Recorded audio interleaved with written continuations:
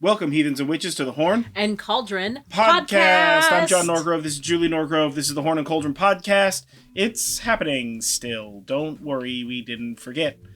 But yeah, so this is a pub chat edition of the podcast. This is indicated by only slight change in the drinking part, which is that we're doing it officially this time. Not sponsored. Shout out to Corbel. We're drinking champagne, so crack open a champagne or whatever your beverage of choice is. And yeah, we're just gonna jump right into this. Yeah, one. we're drinking a Corbel Le Premier tonight. Yeah, which is super good. Yeah, super good. Yeah. This one is your favorite. This is. I just randomly grabbed one out of the stockpile of champagne that we have. Shout out, we're fancy, right? No, we're not. It's just a really inexpensive way to drink around here. It really is. It's very close to our house, so. If you know YouTubers, you know about write-offs. You know how this works. Yeah. So anyway, so this pub chat's going to be a little bit different. If you have been listening to this podcast for a while, you're aware of the fact that we go in and out of phases of extreme doing stuff and not so extreme doing stuff. The podcast and YouTube channel are generally the sort of most affected by this. Yeah. Primarily because this is, even though it's a labor of love, is just a labor that kind of doesn't fit in with the way that our lives work, essentially, easily. I gotta set all this equipment up and stuff like that. But actually, and then take it down and it's set it up really and take it down mostly and that sort of we have day jobs. Mm-hmm. And when things get tough, we have to put more focus into the day jobs, yeah, because that is the thing that is paying the majority of the bills. Yeah. Although we do have some patrons and we love them very, very dearly. Shout out. And we appreciate them for helping you guys keep us going. Sane. And we also appreciate our regular listeners too. Yeah. But as is the struggle for most YouTube channels, there's not a lot of money to be made in this. So this is primarily a labor of love. So he's not wrong, but it's a more complicated than we've fallen out of love with you. We're lazy. Yeah. It doesn't take that long. The fact that it's a labor of love is the only reason why it persists. If this was if I didn't want to make YouTube videos or a podcast, then we fucking for sure would not. We would have fallen off this bandwagon a while ago. But also, we just saw a statistic that most YouTube channels die after 5 years. Yeah, and within 5 years. It was at or within 5 years. Yeah. So we are at that 5-year mark. I mean, the YouTube channel has technically been open for longer than that, but the YouTube channel's been around for 5. Yeah, but the podcast is 5 years. Yeah. So we're going to persist, guys. We're going to push through and we're going to persist. That's the statistics. Somehow. Statisticians are real mathematicians anyway. Go fuck yourselves. Says the physicist. But yeah, it's just, it's one of those things that, boy, do we have plans. But also... Oh man, we've had so many. Do we have the time? We've had so many best laid plans. Yeah. Things would be so much easier if we were just landed gentry. Yeah.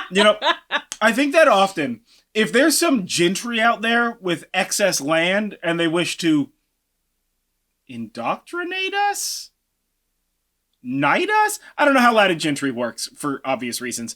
I don't either. Yeah. Gent us. Probably that guitar thing, gent. I don't know if it's spelled the same, but maybe. So anyways, if some landed gentry wants to gent us... Yeah, okay. Well, keep that. That's our inside liquids. You're welcome. Yeah, there you go. If they want to gent us or whatever the hell and give us some land so we can just do this full time, I'm very down, bro. Yeah.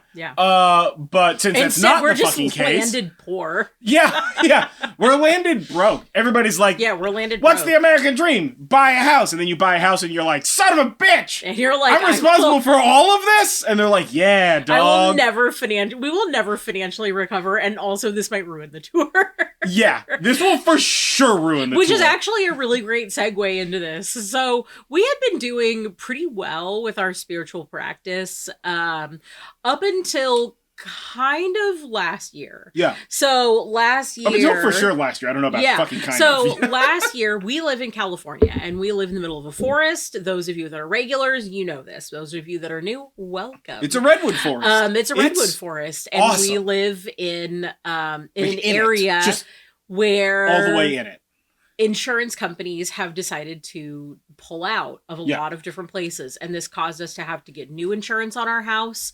And in the process of getting that new insurance, they had a bunch of things that we had to do.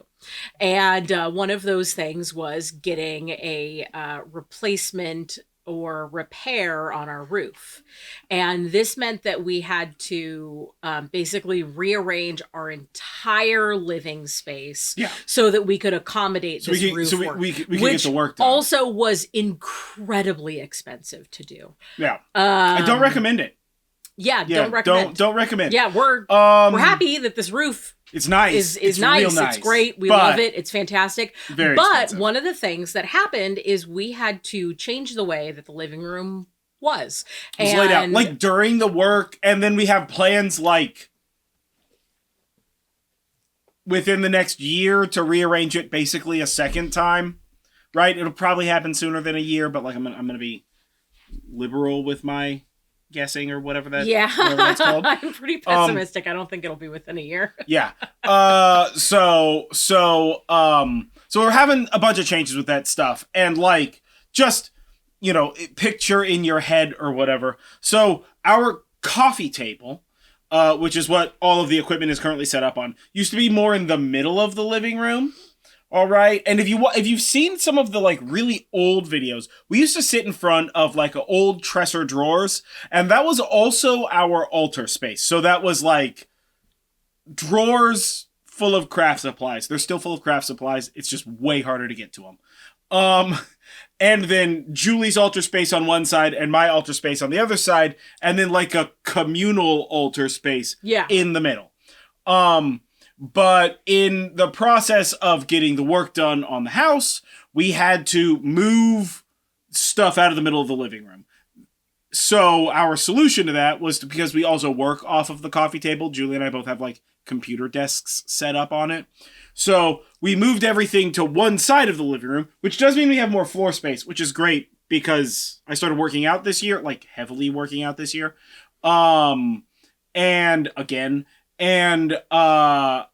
I would not have had space to do that. We did not have space with the old system to do that. The old system wasn't a great system. I'm not going to pretend that it was like a good system or whatever. But it did have built-in altar space. It's one of the main reasons why the system was set up the way that it was because of the way that we used altar spaces. So now that we don't have that, we just don't really have an altar space. We actually had to box up like all of our altar stuff, which was like a lot more than we had expected. Like 2 long boxes? I have a long box, just me, and you have a long box, just you. Yeah.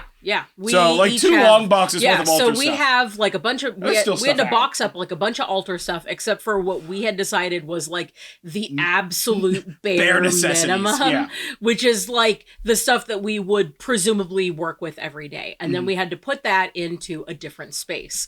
And so in the evenings or in the mornings, whenever we felt like particularly magically inclined with the old system, we would just sort of like spend time sitting in front of the altar space. Or standing in front of the altar. You could just be like right there. It was just like right there. Yeah. So it was easy for you to like do something with it. But with the new thing, it had to be blended into our existing storage system, which is haphazard at best. We have lots of things and not lots of shelves. Yeah. And it made it so our regular life, our magical life, all of our non-magical hobbies that are not monetized, all of our monetized hobbies, it's a nightmare. I, again, still do not recommend.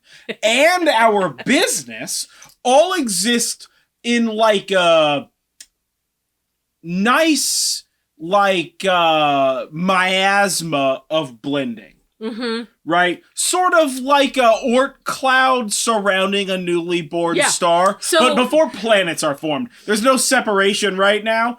And that's kind of a fucking nightmare.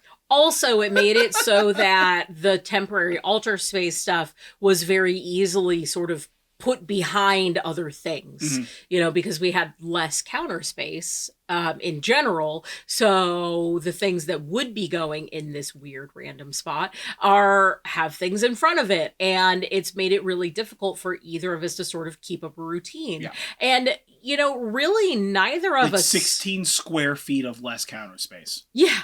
Like a fucking lot. Yeah. Yeah, like a 6-foot folding table's worth of counter space. Yeah. Like a lot of stuff. So, like, neither of us really realized this at first, but about a month or so ago, we both sort of had this, like, light bulb moment where we realized, like, neither of us have really been doing a lot of spiritual or magical stuff lately. Dude, I think I've used tarot cards, like, and I have... Ooh, boy. An embarrassingly large number. You've got, like 6 decks that I can see from, like, right here alone. Yeah, that's, like, double deep. So that's, like, 12 or 14 decks. Yeah. I only have, like, 4 out of all of the ones I have. Well, my tarot decks have always been in that spot. And also the box that has all my decorations. Yeah, and we used to do tarot, is full to the absolute fucking like, brim. almost every day. Yeah, like, yeah. Like, and at I least think I've done every it. week. I think I've done it, like, maybe 2, maybe 3 times this whole year. Yeah, I would say I've done probably less than 10 tarot readings this whole year. Yeah, which is, and like... that's pretty generous. That's real bad. So, because we don't have especially since sometimes I was doing it twice a day. Yeah. Yeah. Right? Yeah. And let alone doing, like, ritual or magic stuff. Yeah. And we have a lot of plans. We have a lot of stuff that we wanted to do, but the problem is all that stuff was kind of just buried. So we had this kind of, like, light bulb moment where we realized, like, oh, we've both been wanting to do magical stuff, which we had talked about, and we both felt, like, disconnected from our practice, which we've talked about, both together and a little bit at least to you as the audience. But it's made us a lot less motivated to do really anything spiritual or magical, including this podcast. It's made it really hard to do that. And, we don't have, like, a cure-all answer. I mean, I guess, like, you don't really have any answer. Get more storage space, put the altars back up, but we just clean the area where the sort of, like, tiny temporary altar currently is. Have temporary altars of, like, maybe 1/3 to 1/4 the volume of what our altars normally are. Yeah. And so, like, you had, like, a vacation, like a longer vacation style weekend this weekend. Yeah. And so what mini vacation. Like a little mini vacation, yeah. And so what they gave us the opportunity to do is to kind of, like, we originally had we have, like, a bunch of, like, little house shit that needs to get done. And big house stuff. And big stuff. But we have a bunch of, like, fucking projects and shit that need to get done. And that was, like, our original plan going into this weekend was, like, we're going to do projects. Like, there's the gardening I still need to do, just, like, a bunch of shit, right? Organizational stuff, all that stuff. And so it's like, okay, we're gonna get started doing that stuff. And then, like, as we got closer to this, like, micro vacation, right? We sort of realized that we need to just have time to do, like, creative crafty stuff and, like, sort of, like, have a much chiller weekend. Yeah, we were planning on basically, like, tearing apart our living room again. Yeah.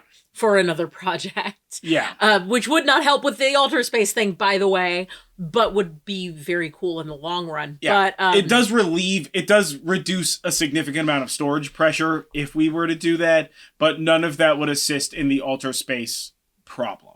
Yes. Yes. So, we don't really have an answer for this stuff. We don't really have a plan. No. But we've got a lot of plans. Listen, I can talk to you guys the ear off for 2, 3, maybe even as much as 4 solid 24-hour days nonstop. He will. About our plans. Trust me, I know. I have plans on plans. I also have every iteration of every plan. This is my super special secret time skill. It is that I have 3D blueprints in my head for every project that we have in this house and every iteration of every project in this house all the time. Just constantly. I'm constantly thinking about that. I'll be in the middle of watching anime and I'll go outside and take a measurement for replacing bloody eaves and stuff. Absolutely, dude, 100%. I am that person. I am all plans and projects person. Totally okay with it. Whatever. I was talking about the how to jumpstart our magical practice plans. But that's only that's exactly as complex as anything else. However, we do have the solution that we did / came up with ish. Right? Which part of it is just brute force it, just fucking do it. But also, so because we had this time this weekend, we decided to do more creative stuff. I have some glass vessels. I have a little lamp that we bought at a thrift store. Like a thrift store, and I put a full full spectrum light bulb in it. Yeah. Because I was like, I want to start a terrarium because I've had these glass vessels that I've wanted to build tiny terrariums in for a while. Yeah. And I've been lazy. So I built one of those. I set that up earlier this spring. Mm-hmm. And it's been going great. But around it, I have several glass vessels. One's like a fish bowl. One is like a weird, I don't know, gardenscape. It's like a fish bowl, but squat.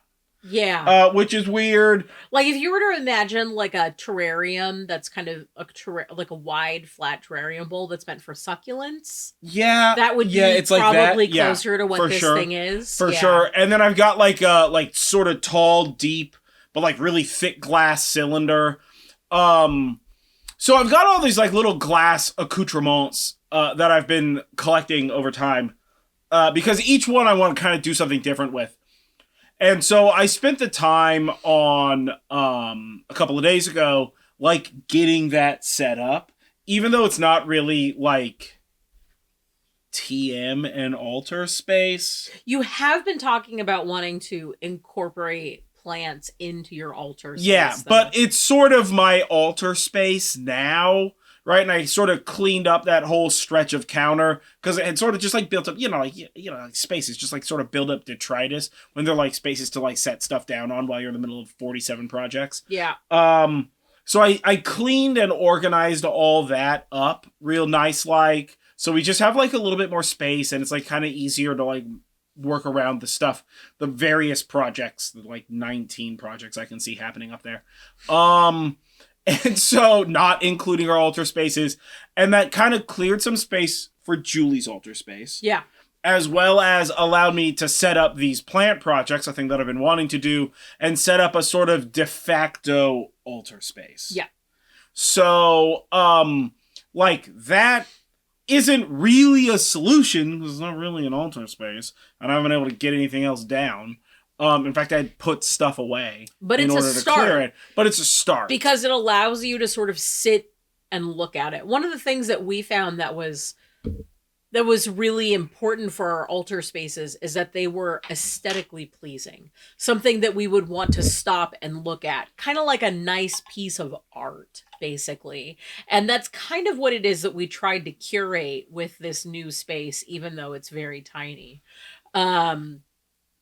And we have definitely had times in our life where we have not even had dedicated altar space and we have done magic. So this is not to say that you have to have an altar space area to do magic stuff. I think it's mostly that we got so used to it. So before our old altar space, the one that was that worked the best for us, when we had side-by-side altar spaces with a shared space in the middle, our original altar spaces were just outside on the banister of our porch. Yeah, we each had a little dresser, a little end table kind of dresser that was our altar space that we had outside on the porch. And it was fantastic. For a while. The problem with that is that the elements in the woods do be physically attacking everything with mushrooms and mold and and also leaving offerings out there was attracting rodents. Yeah, birds, and birds who are their own problem. Yeah, so at some point we probably will go back to having an outdoor altar space, but it probably will not be anything like our indoor altar spaces. Yeah, it'll probably be something smaller, like a garden. I for sure want like a garden more altar for like space. meditation as opposed to kind of like daily offerings of food and drink and storing your tarot cards and stuff Again, like that. Short term, we'll probably have something like on the patio or in the garden as I get that more complete out in the front. Long term, we actually have like a semicircular stand of trees with like a stump in the very center of it as though an altar. With like a natural amphitheater sort of hill opposite the trees that I want to install benches on. Yeah. So we can use that as like a large outdoor ritual space. But we're not super close to doing that. No, we are not. Yeah. Although actually with all the scrap wood that I have, maybe that might be maybe easier. We're closer than we thought. Yeah, maybe that's easier really than I cool. thought now that and I thought about it. Long term, we would like to do like ritual out there, or perhaps even like really ultra small, like sort of ceremonies of sort. For sure. For sure. You know, like less than 20 people kind of things. Yeah. But in the meantime, you know, there's definitely space outside for us to do stuff. But the outside stuff has also been low-key taken over too, because over the last year you got really into doing bonsai, which has become a problem. Every open space there we need shelves. Is bonsai. We need shelves. Yeah, I've got a lot of potted plants. And we had to like the YouTube video I made where I showed everybody how to make bonsai for pots. Like the winter time. Yeah. My greenhouse is still 50% greenhouse, 50% storage, 10% a rock tumbler that's fully disassembled while I try and build a water wheel because my rock tumbler burned out. So I think hopefully I can power that by water in my pond. Yeah. So yeah, we're in like a very transitional stage. Everything was we had everything kind of set up for a while. Yeah, and we got into like a really good solid routine. But then once the routine was broken, it took us a really, really long time. Yeah, we're only just starting to like get back into it and settle down. And there is still a lot of stuff that needs to be like organized and cleaned up and there's just a lot of stuff to do. You know? If you own a house, you know this. Honestly, if you have any amount of hobbies, you know this. Yeah. Like this is like the first weekend in a long time I've had time to do like smaller garden hobby stuff, you know, like my planters and such, and my little shrimp pond that I wanted to build, and I did some model work that I've been wanting to do for a while. Regardless of the fact that meant that I still didn't play any video games this weekend, that's totally fine. I'm doing a real piss poor job being a gamer, but whatever, man. I'll get there. Shut up. I played plenty of video games this weekend. But you also got to work on your dress and stuff. Yeah, I got to do a lot of like creative endeavors this weekend, and I have a few more things. I have one more day. I have a few more things that I'm gonna do tomorrow until I have to be back at work again. But I think that this is a good, you know, one of the things that they say about like addiction is like the first step is admitting that you have a problem. So for us, really, like the first step was admitting like, hey, we haven't been doing this, but like we want to do this. That way we can sort of like start a dialogue about like, okay, well, what does that look like? How do we want to do that? For us, for this weekend, and this isn't a permanent solution, but for us, for this weekend, it was, let's just do creative, fun stuff. Yeah. Right? So, and you know, it's one of those things where as long as you're making some sort of forward progress, it really doesn't matter what the solution is. Yeah. And like best laid plans of mice and men, you may have a plan at the beginning, but as you make that slow forward progress, I think that like press a couple of buttons on my phone and food's delivered. Press a couple buttons on my phone and anything under the sun is delivered in 2 days. like instant gratification nonsense that we live in this like weird bloody bubblegum post-apocalypse is like kind of clouding a lot of the like regular speed time shit that occurs. And it's like for this specific example, it's like, okay, like we had to make changes and we lost our alter space. That shit happens, dog. Right? Like life happens. And we recognize, and it's taken time, but we recognized that like we need a more dedicated space, and we're making a positive effort towards that, as well as like knowing in having this conversation, we know that as we make increased changes to stuff, we make sure to sort of prioritize alter space. Right, and like doing ritual and stuff like that, we need to go out of our way to do more of that and kind of get into it more or whatever, right? So like now that we know that, we can move forward with that, but we don't need to, and it would in fact do us a disservice to expect some sort of like instantaneous thumbs up gold medal, level complete, whatever the fuck, and instead like have plans and discuss stuff or think about stuff, if you're like one person doing this, have plans and think about stuff and make changes, but don't rush into things, and like not just accept, but be willing to adapt to like novel information or novel ideation or limitation even, as you move forwards in the progress of, and in reality, any project, right? Yeah. If you have ever tried to like build some shit, I want to build a doghouse, I want to build a shed, unless that shit is some IKEA ass, or like you bought it in like a kit and it's made out of like pre-made injection molded plastic, like them plastic sheds, which like those fuck, no hate or whatever.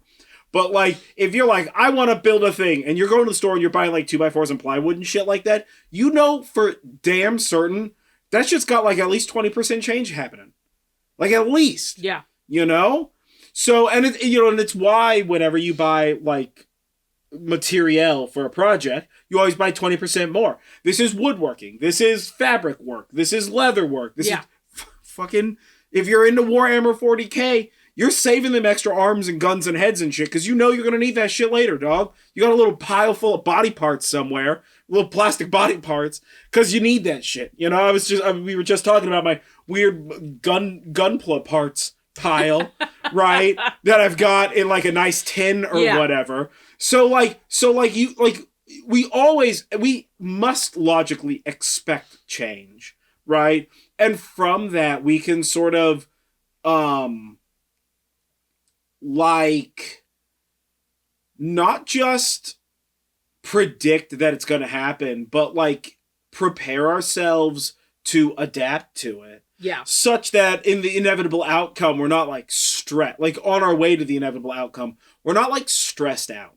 There's a lot of stuff, right? The like giant color screaming box in your house full of propaganda, or the smaller one in your pocket full of propaganda, trying to convince us that like everything needs to happen right now, and there's a magic pill or meal plan or Instagram influencer or fucking whatever that's gonna have a solution to these problems or whatever, or podcast even, right? But like in the grand scheme of things, man, it's all just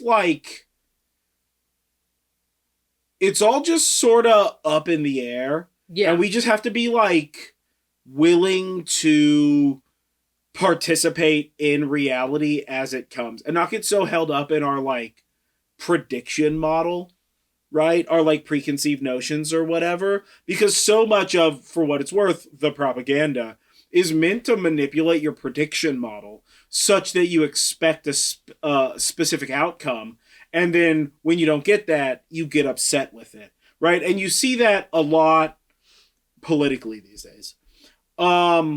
But you also see that in like how, if you've ever talked to somebody and they're just like, I thought that this cost this much money, and you're like, fake ass news, it does not. This is how expensive this is.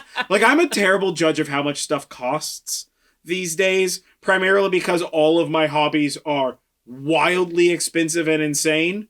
So, like, I don't know, maybe it's $20. It was $20 20 years ago, and sometimes it's $15 today because, I don't know, whatever. The economy makes no fucking sense. It's usually $40. But sometimes it's $100. Yeah. You know what I mean? So it's all fucking over the place. But, like, yeah, I don't know, man. I think that we've got some ideas. You've got, like, a space now that's a little bit clearer and more defined. Yeah. And I've got a space that exists at all because before that was a series of small piles. Yeah. Of glass, so I can't, like, put shit on top of it. Yeah. You know? So that's all cleared up now. You know, and I think that, like, I think we've got a good idea of what we want. I think we've got some good ideas of what we can do to get there a little bit better. And, like, I think that we're just gonna keep sort of plugging away at it. I mean, the analogy that most rapidly comes to my mind is, like, even more so than my Klingon lessons, because I'm learning Klingon right now, but is, like, the working out thing. Yeah. Right? And it's like, I started the year with the goal, I don't know, it's not even really a goal. It's like more like a challenge that I'm just going to work out like every day this year. Right? I'm going to practice Klingon every day. I'm going to work out every day. And that's exactly what I've done. I've worked out every single day this year. Sometimes that workout's 15 minutes because I am plastered. And I don't want to be here. And it's 11:30 and I need to get a workout in right now because I could have done it before the thing, but it would have been like 9 o'clock in the morning, and I decided not to do it before the thing because fucking, I don't know, I'm an idiot. So now I'm doing push-ups or bloody dumbbell bicep curls at 11:30, just absolutely demolished. Yeah. Man, right? But also sometimes I'm like, I'm exhausted today. I'm not going to do that much. And then a 55-minute workout later, even though I only need to work out like 30 minutes a day. Shut the fuck up. You know? So, but it's not about, like, I don't have a goal. I'm not trying to have, like, arms of some diameter. I don't know, whatever diameter arms people think fucking matters. I don't understand what humans are on about these days. Right? Or, like, my weight is going to be some number that's probably bullshit anyway. Or fucking, I could do so many push-ups or whatever. I have, like, no goal in this other than just, like, can I work out every day over the course of a year? That's it. Mm-hmm. You know what I mean? And, like, if I get healthier and stronger for it, that sounds gangster. But also, it's mostly just to see if I can. Mm-hmm. You know? For me, I think the reason why I prefer that as opposed to setting some arbitrary number or volume or reps or fucking whatever, weight, whatever, as a goal is that a goal is like a dedicated endpoint that you chase. And I sort of hate goal-oriented stuff. I'm pretty antithetical to it. I'm much more about, like, the path. Mm-hmm. You know, where it's like, hey, I'm going to do this thing every single day or every other day or once a week or once a month or whatever the hell you want it to be. Right? Just so that way, like, it's like, okay, it's each day is its own little micro goal for what it's worth, but it's just about, like, doing it constantly. I want that consistency. Mm-hmm. You know, like, again, and this was another thing starting in the winter of 2024.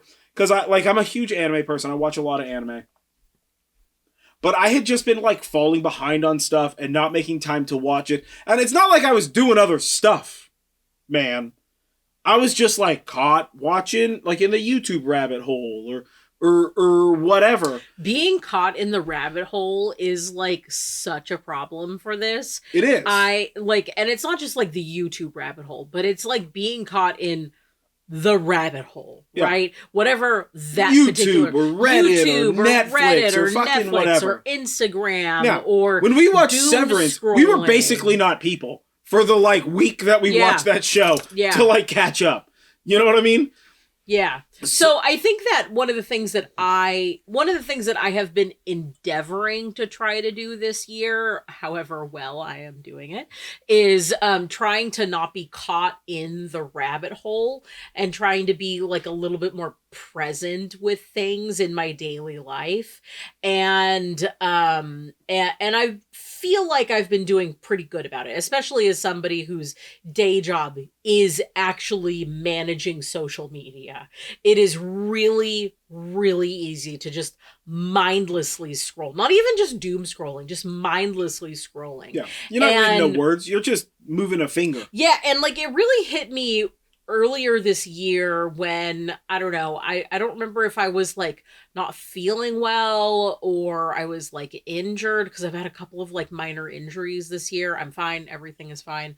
Or if I was like sick with like a cold, but I was like, oh, I feel like I haven't rested at all or something like that. And you looked at me and said the most hateful thing. I don't even know what I said. I'm about like, ready to get schooled here. Yeah, I don't know. You were like, oh, is it because you've been disassociating and scrolling on your phone instead of actually resting? And I was like, oh, what's up? How dare you call Jonathan me by my name? Most genius Jonathan is hateful Jonathan. Yeah. That was so hateful. Yeah. But I mean, this is the thing. We all do it, man. We all do it. And it like stuck with me. Well, like, it's pretty fiercely. I've seen a lot of people talking about this, and you know, it's gently off topic for the witchy thing, but I think that it still applies, right? We have gotten to this place, and again, I blame it on the screaming color boxes that are present everywhere in our life. The big screen and the middle screen and the small screen. I have like 9 screaming color boxes. Sometimes I am watching all of them simultaneously. Yeah. In different languages.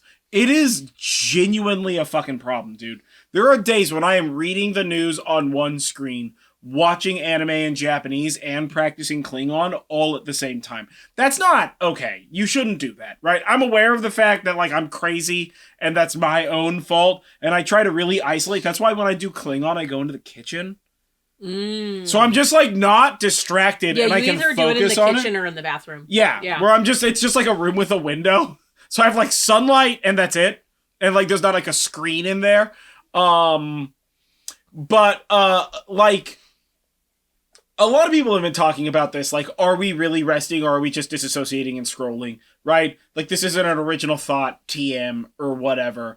But I think the thing that really got me was, like, when we heard about, I don't remember where, we've heard this from several people, but when we first heard about, like, Netflix engineering shows to not keep your attention too much, and to, like, make it so that way you're still watching Netflix, but you're also still like scrolling on your phone. It was specifically talking, I don't remember when we watched it or what specifically it was, but they were basically saying that like Netflix wants shows like directive for Netflix that are not too complicated, so that way when you are scrolling on your phone you don't look up at whatever is on Netflix and go, I don't understand how we got here, and then turn it off. Yeah, they want you to be able to have like, it's like second screen content. Yeah. Where you've got like a TV on and you're watching a Netflix some bullshit. But that's not the primary thing you're paying attention to. But you're also on your phone, I don't know, whatever, shopping or playing a game or whatever. Doom scrolling, whatever. Yeah. And Netflix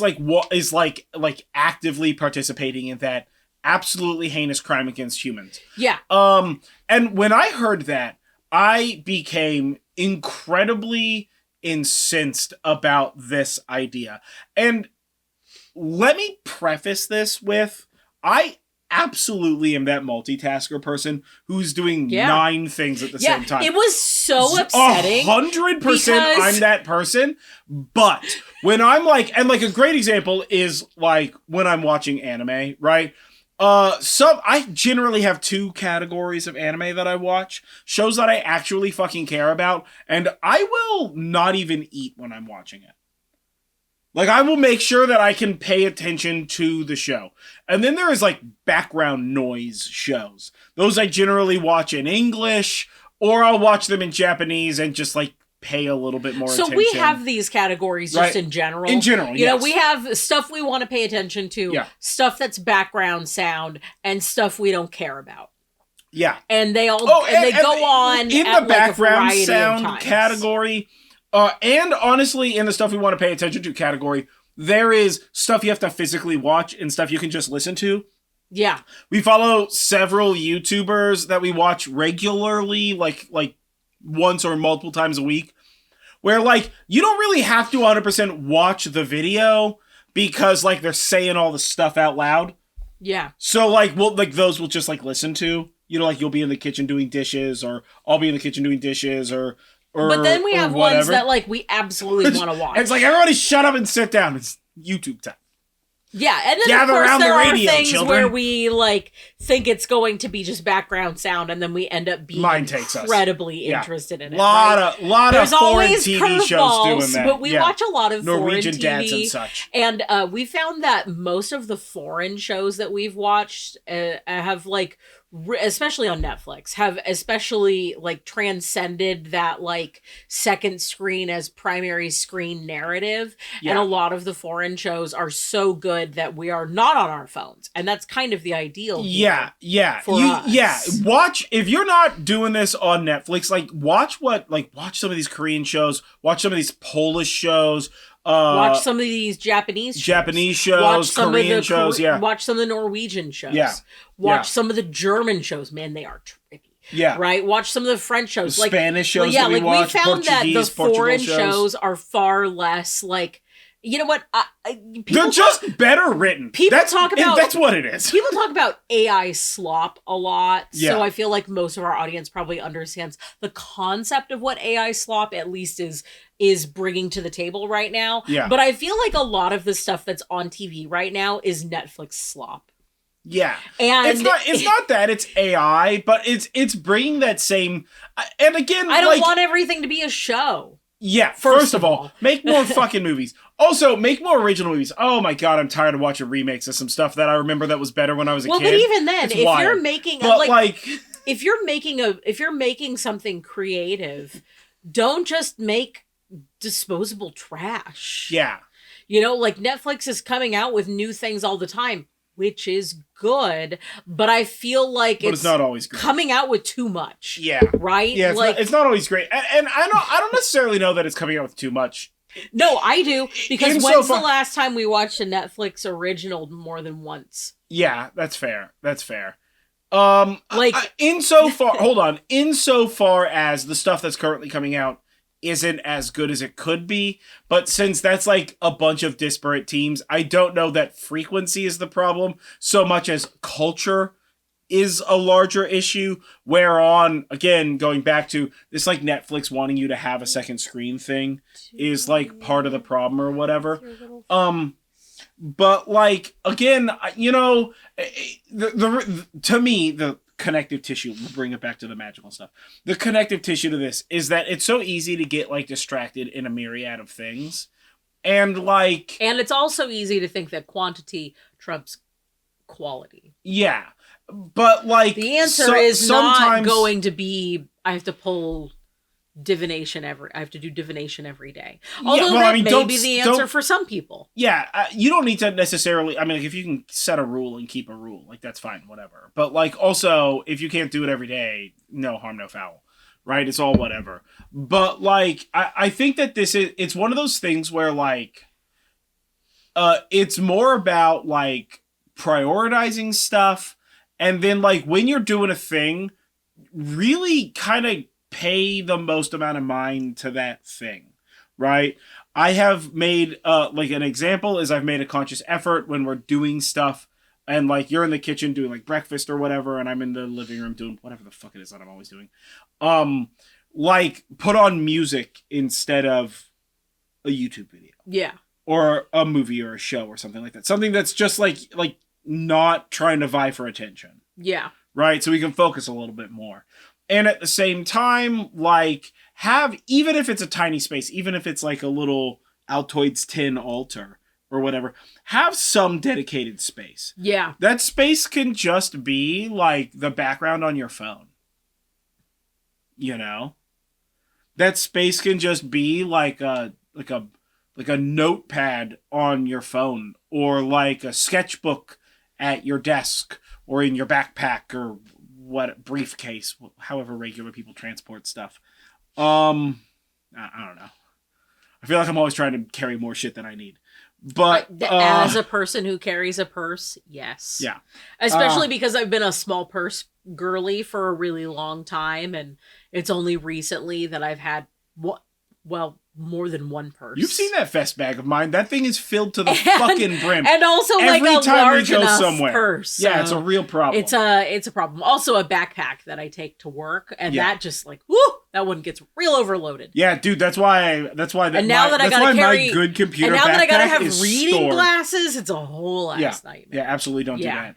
But like find a place, a little spot, a little whatever, where like that's where you can like do that stuff and like have that moment, you know, like a good example is like when you wake up, just lay in bed for a few minutes and like worry over sounds like stress inducing, but like think about your dreams. Yeah. You know, when you do while you're preparing your lunch, you know, maybe when you're adding hot sauce, do a rune, do a little sigil or whatever the heck. You know? Like it's like the little stuff. I did a little barbecue sauce pentagram on our dinner tonight. Barbecue-togram. Yeah. So like I just magicked up that mac and cheese. What's up? It's really good mac and cheese, so it works. But you know what I mean? Like it's like do the little stuff. Yeah. You just gotta do a little thing and just keep doing little things. And inevitably we're gonna get there. I mean, I think that like sort of the overarching TLDR of this particular pub chat was that we just kind of wanted to talk about like what's going on in our lives and like what we've been what sort of, I don't know, like this thing that we noticed that's been indicative of like self-limitation. Yeah. You know? And but not just self-limitation, understanding the way that we want to do things. Yeah. Exactly. Understanding the way that it's easiest for us to do things, right? So it's like, you know, if you work best having like lo-fi jams on, like when you need to be focus time, like if you work best doing lo-fi jams, or you work best at like a coffee shop, or you work best with like your favorite movie on in the background, like understanding that that's your optimal way of doing the task, and then allowing yourself to do that task. So I think that for us going forward, part of the magic in the ritual is figuring out what the ritual is to make the magic. And I think that that's something that has been difficult for us to figure out. So, because we've had a change TM, right? We've had a change TM, and we've just, you know, I mean, it's just been one of those, like, we're busy and we're a little bit more stressed, and the horrors, they are never ending. They are listen, you what? Life is always super interesting. Yeah. Fucking nightmare. Yeah. It'd be super cool to be boring, man. I was gaming so today, jazzed to be bored. And my phone gave me a notification, and it was like trending now on social media platform of choice, WWIII outfits, and I was like, oh no. You're like, can we not for 5 fucking minutes, please? Cheese and crackers. Yeah, but so, yeah, I mean, you know, like, you're gonna have ruts. And as long as you sort of recognize them and pull out, good to go. Yeah. You know, make the effort out, which is what we're basically doing. So, yeah. Yeah, I don't know. I think that's kind of everything we wanted to sort of chit-chat about. I think so, too. We've got some plans. They do, in fact, be planning. Have you, like, are you in ruts? Do you hit ruts like this sometimes? Have you What's your felt way a out? struggle doing magical stuff Whether it's now or like in the past or in the future. How did you break out of it? Do you have any ideas for us? Do you need an altar space? Yeah. For your stuff, or are you kind of like, how much of an altar space do you need? Because ours is a lot. We're a problem. Shut up. We are maximalists at heart. Let me tell you. All the way. Stay tuned for more. Check out our wherever links are for our social media stuff. You'll see like our altar space, the little altar spaces we have right now. Because I think we need to start posting more about that stuff. Yeah. And yeah, man, it's a weird time out there. It sure is. Do magic. Yeah. Yeah. So be gay and commit crimes. It's my favorite saying right now. But yeah, either way, I've been John Norgrove. This has been Julie Norgrove. This has been the Horn and Cauldron podcast Pub Chat edition. And we will catch you guys next time for more mystical, magical madness. Yeah. And don't forget. There she goes. She figured it out. I remembered. You just didn't say the trigger words that I was waiting for. Don't forget. Breathe in self-confidence and breathe out self-doubt. We got it, guys.